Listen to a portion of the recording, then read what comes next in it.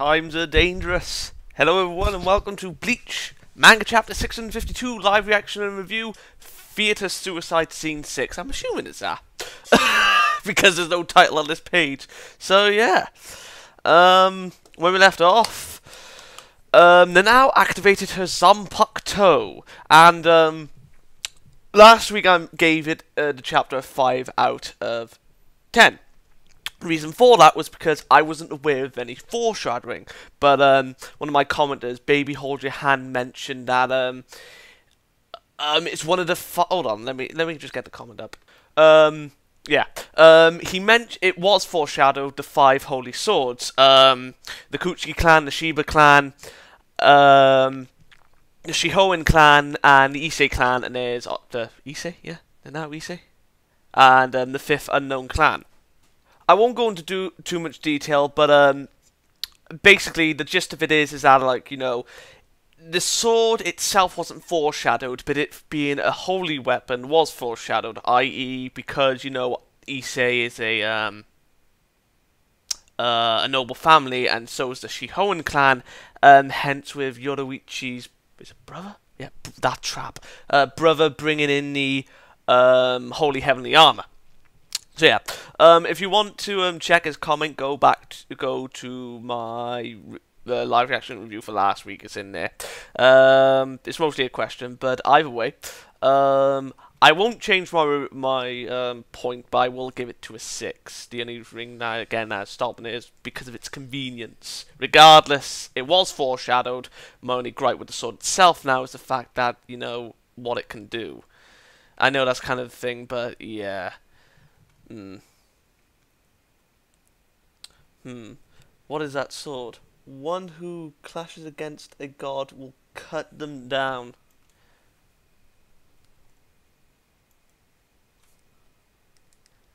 Come on, no picture. Oh yeah, oh my god, I've never been here for the pictures before. I'm normally here when there are no pictures.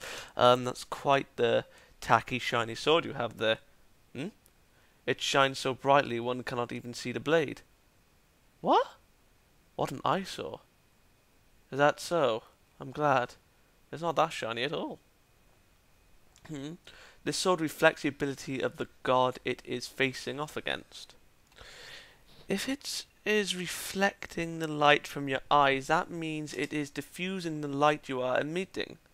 Huh? I don't understand what you're implying, though it does not displease me to be referred to as a god. Whoa, what? Theatre Suicide Scene 6. I cannot possibly accept such an important item like this. Spirit Soul. Oh, this is something that will not respond except to those of the Issei house. No misfortune will befall you for having this. Besides those of the Issei house, you are the only one I can trust. So please, I implore you. Is that little Nanao? The first things I noticed were the hairpins. The hairpins? You know that guy. I hear he's a squad captain in the Gotei 13, and he's come to pay a visit to the academy headmaster. Upon hearing that, I turned and watched his back from afar.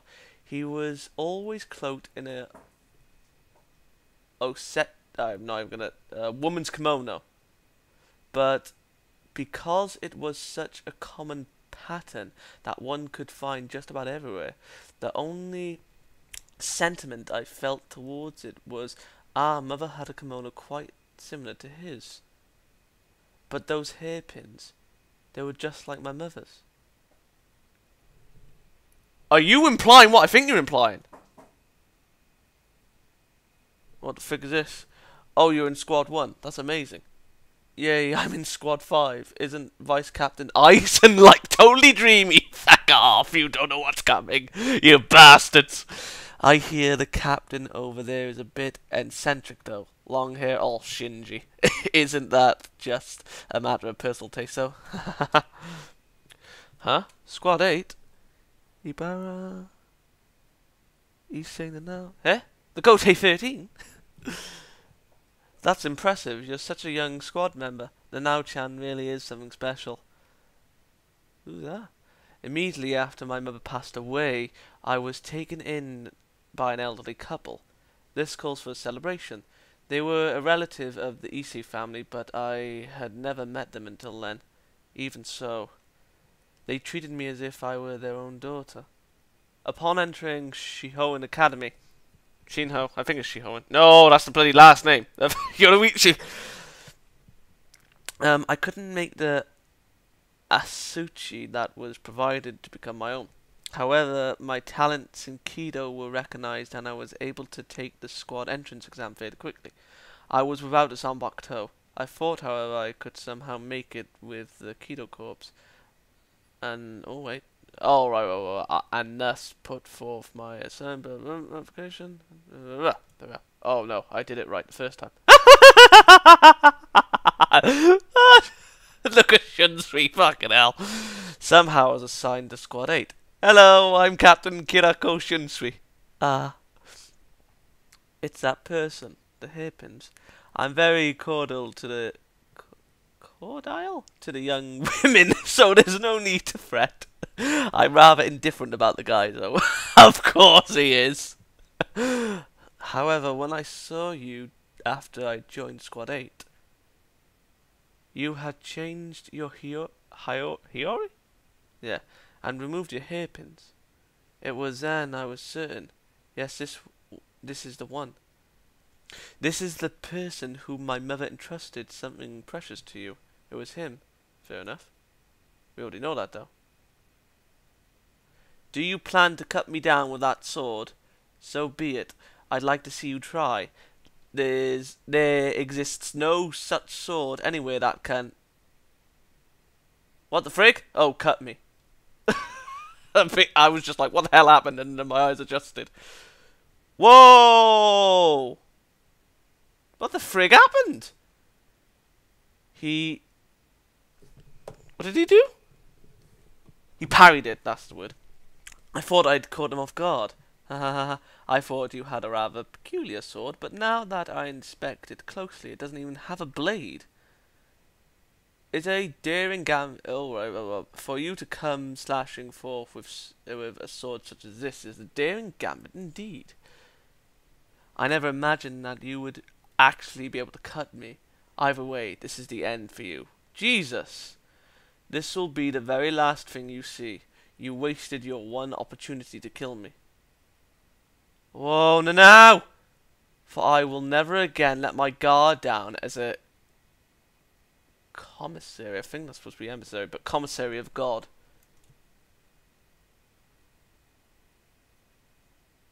I had always blamed myself. Execution? What? Who's gone for execution? Yeah, the Central 46 appears to have made their ruling on the charges relating to the loss of the sacred treasures, and the execution was held yesterday.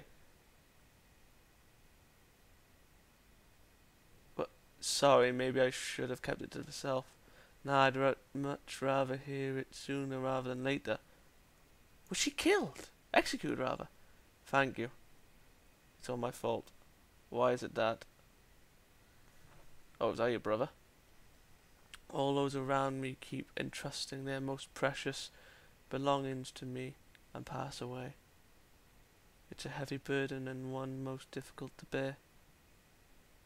And now, Chanai,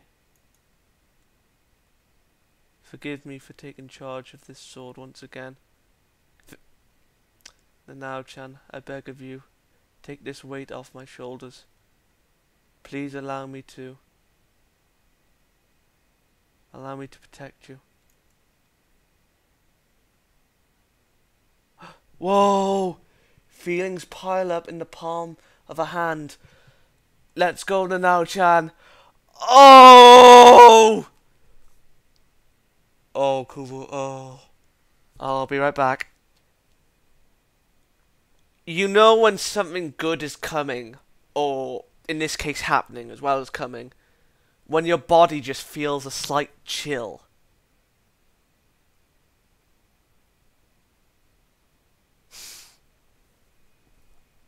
To be perfectly honest, this chapter is a big step up to last week's chapter, and to be perfectly honest,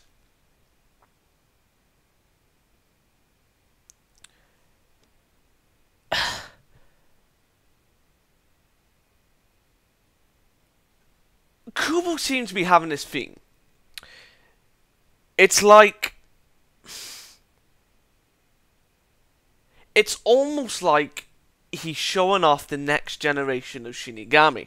Now, granted, obviously Nemu was defeated, but she isn't killed. She isn't dead. She is currently incapacitated to a major degree, but she isn't dead, because, yeah. I will admit, though, that, you know, that does, her coming back eventually will lose its faith. Will lose the feelings the current chapters had on that battle. But if I'm right with what's happening, then it does make that a little bit more... it makes it a little bit more bearable, shall we say. Nemu and now Nanao. We learn a little bit about Nanao, how she was... Well, actually, no, we don't. Well, we kind of do. Her progress up from... Oh, I'm blushing. My mind is a little bit frazzled today. Yeah, I'll just get to where I was going to. Kubo is essentially showing off its next generation of Shinigami. First the one being Nemu, and now the one being Nanao. Granted, Nemu and Nanao hardly did anything, shall we say. Although, granted, Nemu did more than Nanao, but that's not really the point. The point is that, unlike before, they're being entrusted to go against, you know, the stern ritters for the sake of their captains. Ones that are obviously supposedly stronger than Bambi does not Grammy, and so on and so forth. I will admit even fucking maskers that shouldn't be right at all. But anyway, gripe aside.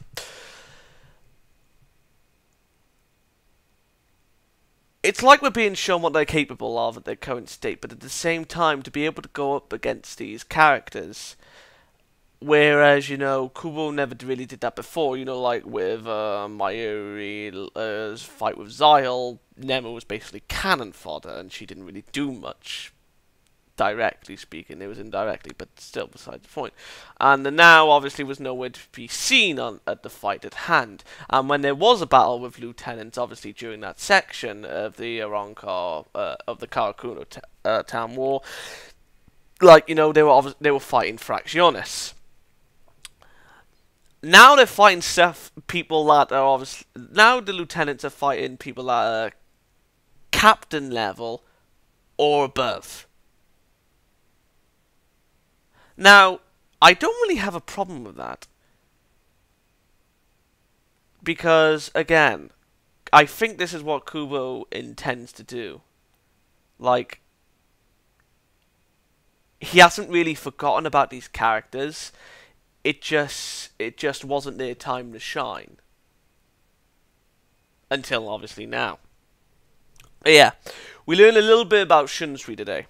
A lot more. Oh, well, actually, not a bit. Quite a lot, for all things considered. He was entrusted with, obviously, the sword. Like, we knew that from the beginning. But he was also entrusted, you know, like... Well, he was gifted, rather, the kimono from Nanao's mother, his... sister? No? Really? What the fuck is it called? Sister-in-law? I don't know. I was just about to say mother-in-law, but that doesn't fucking work. I don't even think that... No, I think that only works when you're actually married. But yeah, he considers her a sister, the customary thing, whatever.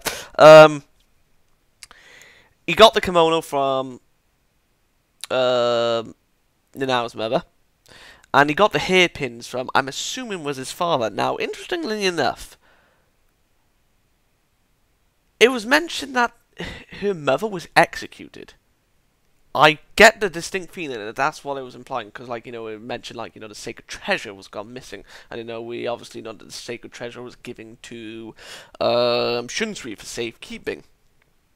But actually, that doesn't really look right at all. No, actually, let me go back a bit. That. Because Shunsui looked younger then. Yeah. And he was a lot older At least I think he was. Let me do a double check. Ah, he does have the same hairstyle. Yeah, I just have to go double check because it looked like he had, you know, like, well, the hairstyle he currently has today. So, Nanao's mother was executed for giving away, well, for the sacred treasure going missing. And, you know, on his brother's deathbed, he was given the hairpins. And he's basically carrying the dead with him. It's like he has small mementos of Nanao's family, and his family, obviously. Like, the one to remind Nanao of her father, the hairpins, and the one, obviously, direct thing, besides the Sanpakto, being the kimono. And it kind of makes sense now, you know, like why he always threw the kimono away when, you know, the battle was getting serious. Like, he was only really willing to, like, you know, have the Shinigami attire be, like, you know, battered and bruised. Like, anything, like, the kimono was obviously, like, a no-no, not a scratch on it, you know? Because he was still wearing it with the fight start, but then, obviously, when it was like, oh, he's going to get serious. So, Kataka, here we are. And then he just chucks the kimono for safekeeping. So I suppose Kubo was obviously foreshadowed that from there. I mean, again, I'm only going from the anime. I don't really know if that was actually done in the manga, but yeah. Yeah. As most of you already know, I read the manga when the anime ended. So 480 above? 479, 480, give or take. But yeah, so it wasn't entirely thrown out there. It wasn't majorly foreshadowed, but I suppose the kimono in itself was enough to directly show there was obviously some sentimental value to it. Even more so now. I mean, I thought he just, like, you know, loved it because it was his favourite piece of clothing, but no, he loved it because, well, I don't think he loved it, but he valued it, he treasured it because of who gave it to him. So yeah, next week we're bound for Fields. Ain't gonna lie, we are gonna be bound for Fields, and this was a really big step up from last week's chapter. I ain't gonna lie, I'm gonna do this chapter a 8 out of 10, and I wonder if Kubo's gonna tear my heart out yet again, the way he did with Perndina and Nemu. But yeah, I will see you all next week. Good day.